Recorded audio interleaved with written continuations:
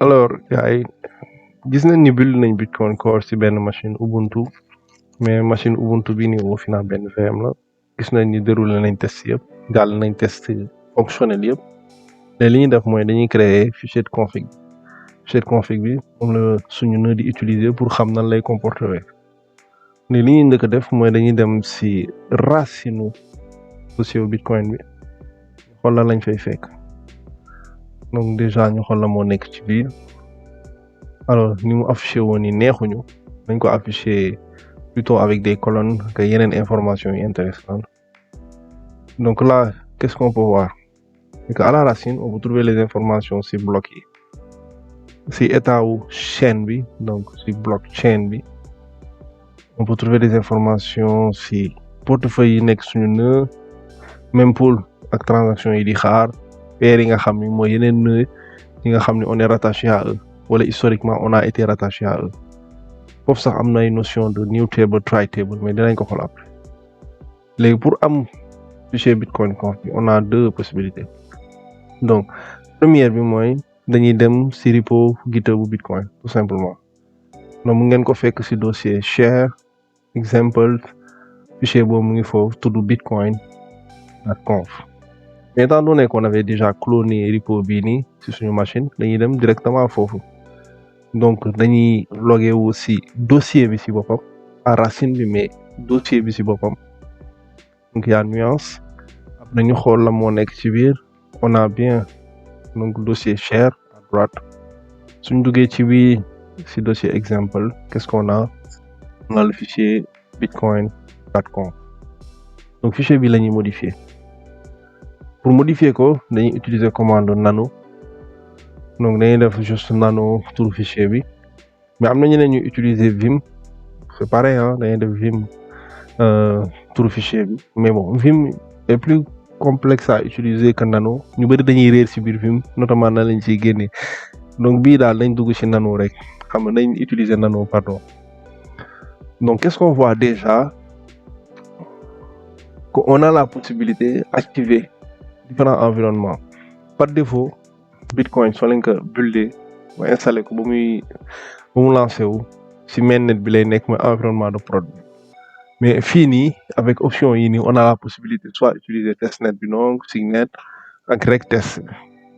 donc ça dépend su fekkee da ngeen nekk ci processus test yi ci processus contribution yi yii nii dina am solo ci yéen. Après qu'est-ce qu'on a comme information donc on a proxy bi étant donné que Bitcoin c'est un réseau peer-to-peer et que ñun suñu nœud ça fait partie justement de ce réseau-là il faut ñu utiliser benn proxy boobu noonu day nekk suñu localhost après port 9050 léegi suñu dindee JS bi suñ ko décommenté loolu mooy c'est actif maintenant donc là activé nañ proxy bi après bon yeneen information yi fii nii dañuy wàcc ñu xool la moo fa am ok donc là en haut on a la possibilité su fekkee dañoo xam yeneen personnes yu am nœud mën nañ ajouter seeni nœud facile de façon manuelle su fekkee am nañ seen adresse IP on a listening node ñu ngi leen doon wax ci benn vidéo précédente ci différence entre outbound ak inbound connection donc su fekkee par exemple fii nii par défaut listen égale 1 ça veut dire que yow sa nœud day accepter inbound connection yi maanaam nœud bu nekk mën na la yónnee ay information sans que yow nga demander ko bon loolu sur le plan de la sécurité c'est pas top ñun on préfère def listen égale 0 de sorte que nœud yi suñu nœud moom mooy dem ci ñoom ne leen gars yi li moom ma manqué dama bëgg nga yónnee ma ko plutôt que yeneen nœud yi di ko spammer ay information yoo xam ne am na ko ba pare donc lii c'est vraiment une mesure de sécurité quoi alors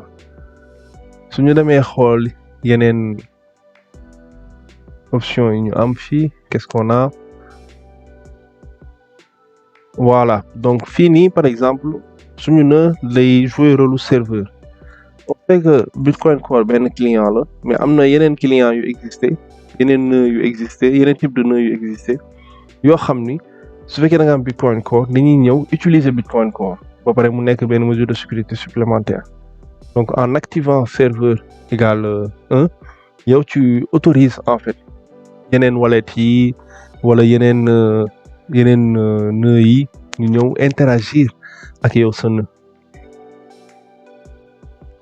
Étant donné que loolu bon ça peut poser quelques questions de sécurité, bitcoin.conf bi tu as la possibilité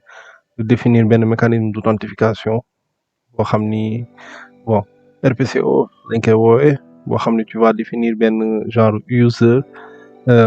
benn authentification benn on va dire token d'authentification à benn mot de passe sécurisé mais lii mën nañ ko xoolaat ci kanam suñu defee yeneen affaires yi ba pare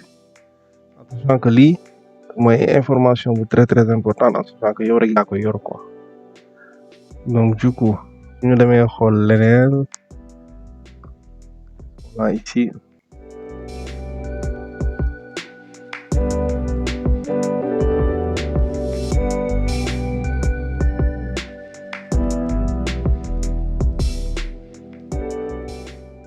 ouais fii nii on a listen port dañu war a ibbi port 9332 parce que foofu la RPC commande yi di jaar donc su fekkee dafa am beneen programme bu koy utiliser il faut ngeen libérer port bii nii après RPC bi moom tamit il va se connecter via le localhost. Après su fekkee par exemple da ngeen amoon beneen wallet beneen on va dire client Bitcoin Core boo xam ne vous avez fait le backup mu ngeen utiliser déjà chemin bi nga xam ne foofu la nekk fii nii vous avez la possibilité de def yenn frais yi ngeen di xam ni moom ngeen di fay au minimum à chaque fois donc vous le définissez de façon manuelle au lieu muy nekk lu automatique. Après yeneen information yi am fii mooy par rapport au pruning. Donc pruning mooy au lieu ngay télécharger bloc yëpp depuis la Genesis block en 2009 mën nga décider que yow tu vas télécharger peut-être 1/10 voire 2/10 voire 3/10 de la blockchain Bitcoin fi nga koy définir. Après tu as d'autres informations qui sont optionnelles mais ñun lu ñuy def mooy dañuy dem yokk yeneen information manuelle étant donné que suñu nœud dañoo bëgg muy jaar via Tor dañuy def mooy dañuy dem yokk information yooyu noonu ci Bitcoin.conf